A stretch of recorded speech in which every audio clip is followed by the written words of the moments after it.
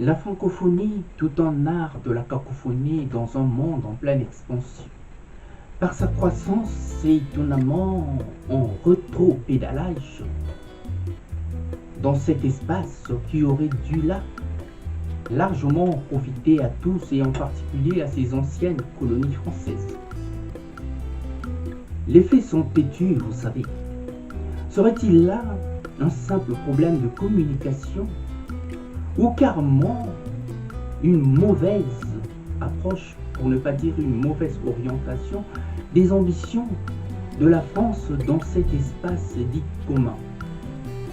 Oui, nous tenons absolument à nous retrouver dans un tel espace où l'on aura notre mot à dire et on tirera profit de ce qui se fait de mieux. Surtout, ne faisons pas la sourde oreille sur ce mal congénital qui désespère l'âme et plus d'un, et en particulier plus d'un Africain, dans le maintien de ces dictateurs au pouvoir, véritables bourreaux de leur peuple, qui vont tous, mais à l'encontre des valeurs républicaines et surtout des attentes de leur population. Et à vrai dire, d'un état de droit. Si le peuple se braque contre la francophonie et la langue française, cela s'explique aussi par la maladresse de certains politiciens français qui semblent là à peine maîtriser l'histoire de la France et semblent aussi être à les entendre à des années-lumière des réalités d'alors et de la subtilité de la langue française.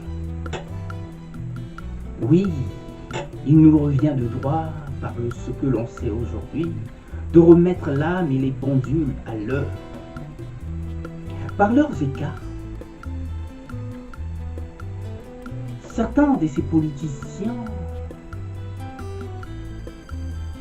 font là un grand tort à la France.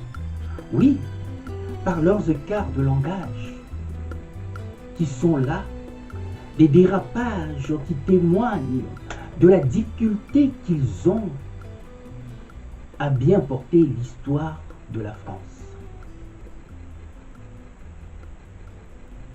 Qui les aurait sans doute, vous savez, éclairés et permis là de recadrer leur discours, truffés de malentendus, des sous-entendus, des insinuations qui déplairaient là tant aux hommes honnêtes et retourneraient là dans leur tombe les vaillants guerriers qui se sont battus pour la France et surtout pour une certaine idée de la France.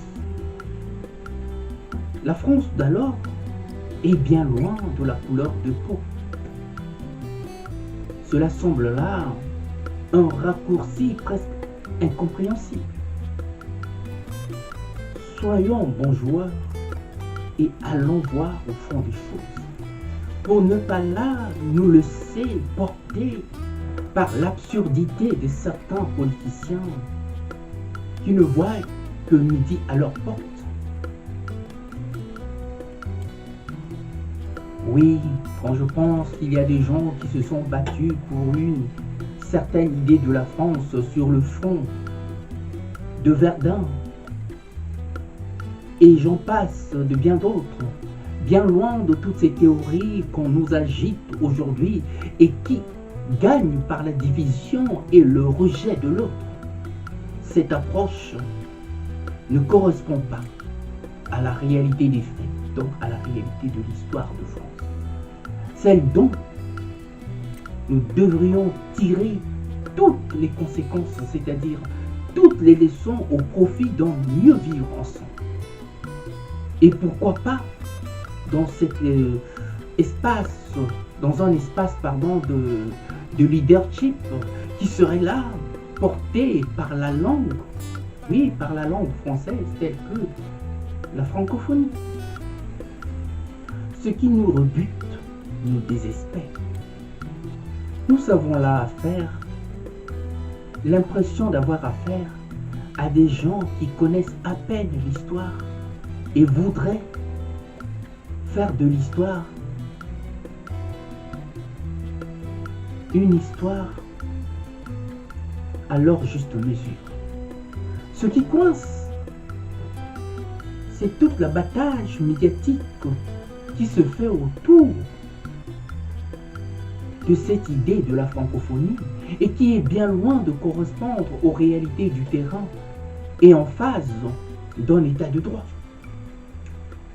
Nous devons certes apprendre à faire avec, donc à faire avec l'histoire, mais en tirant plus de leçons de ces expériences douloureuses qui ont plus entaché l'histoire des peuples.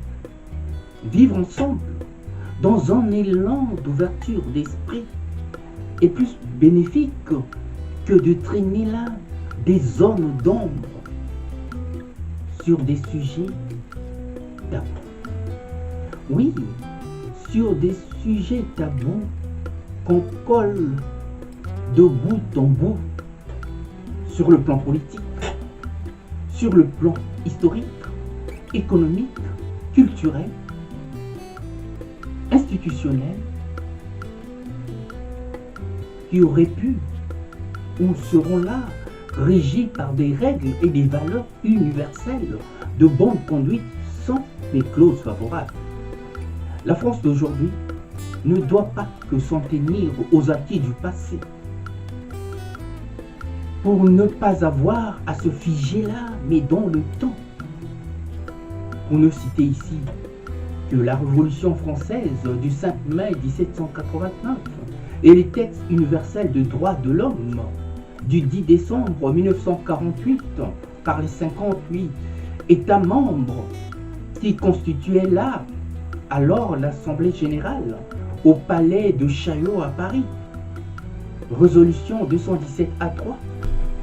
Soyons fiers de ce que nous sommes aujourd'hui et tirons de passer les meilleures leçons pour devenir aussi meilleurs dans notre folie, d'un monde où il fait bon de vivre ensemble.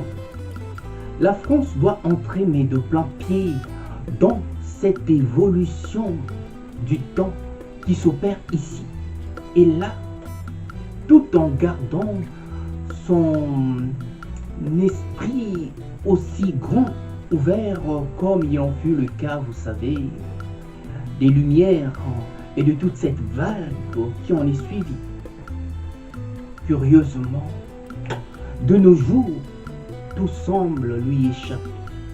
Et quitte à se demander, mais comment cela est possible? Dire que ce mal profond se ressent même au sein de la francophonie, dans le cadre aussi de la France-Afrique, et voire même au sein de l'UNESCO. Nous avons connu ça au temps des syndicats des dictateurs africains que fut l'OUA, véritable tête de pont du néocolonialisme et de l'impérialisme mais rampant. Aujourd'hui, la langue française, aussi belle soit-elle, elle est là, en train de faire les frais d'une diplomatie mais à géométrie variable, plus proche de l'incompréhension que de la compréhension, mais du commun de mortels. Les frais d'une politique de France pas toujours aussi clairs, même à la loupe. Nous devons là nous en sortir et nous devons là nous sortir de cet embroglio cauchemardesque. Une politique aussi sélective n'est jamais aussi bon pour une aussi grande nation qui a su là marquer l'histoire de l'humanité de son empreinte. Une politique sélective sous-entend cacher là quelque chose ou quelques zones d'ombre, tout en donnant là du grain à moudre aux détracteurs. La francophonie doit plutôt être un espace du renouveau, de la réorganisation à la fois culturelle, politique, économique, sociale, pour ne pas dire géostratégique. Ne soyons pas là avares des propos, mais prenons les choses tout en tenant compte de l'histoire et de ce que nous vivons dans l'environnement que nous partageons, où chacun viendrait tirer là son épingle du jeu, dans un foisonnement de partage et d'échange, un espace qui serait aussi large que complexe, par ses différentes richesses, véritables atouts majeurs d'un regroupement régional ou je ne sais pas trop, propulsé là en une entité de leadership telle que la francophonie. Il n'y a qu'à voir ce qui se passe avec le Commonwealth. Aujourd'hui, si la francophonie peine, si la francophonie a du mal à partir avec les autres, et surtout, autant critiquer, c'est tout simplement parce que rien ne va mais dans cet espace. Et rares sont les pays qui en émergent. Rassurez-vous, je ne me laisse pas emporter par la passion. Mais ce thème est si important et riche dès qu'on l'aborde que je me laisse un peu aller. Et la relation que les dictateurs africains entretiennent avec la France sont des plus ambiguës et nous repoussent et nous poussent à prendre là nos distances au point de ne plus voir même ce qui se fait de bon.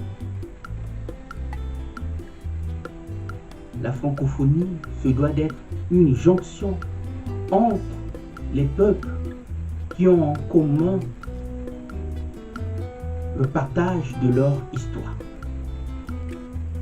La francophonie devrait revoir sa communication et à la France d'en faire le point pour rendre, oui, cette belle institution par ses textes aussi propre que noble, mais plus en phase de son époque. À bon entendeur, salut.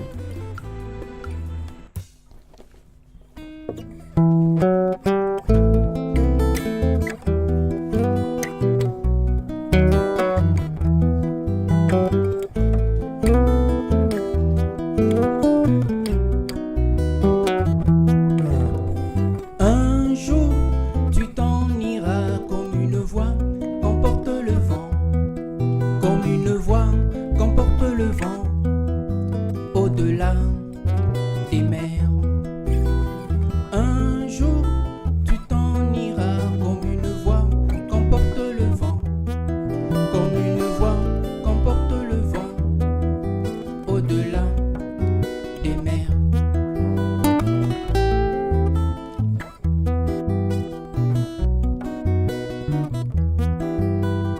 Une voix sans foi, une loi. Sans toi, mais une foi, sans loi, pour une fois, sans toi, mais une foi, qui cherche sa voie par la croix, mais une foi, sans loi, pour une fois, sans toi, mais une foi, qui cherche à savoir. Plus de droit, de roi, ni de mots, de bourgeois, que des mélopées d'amour pour assouvir ma passion, telle est ma plus belle hymne d'amour. Que des mélopées d'amour pour assouvir ma passion, telle est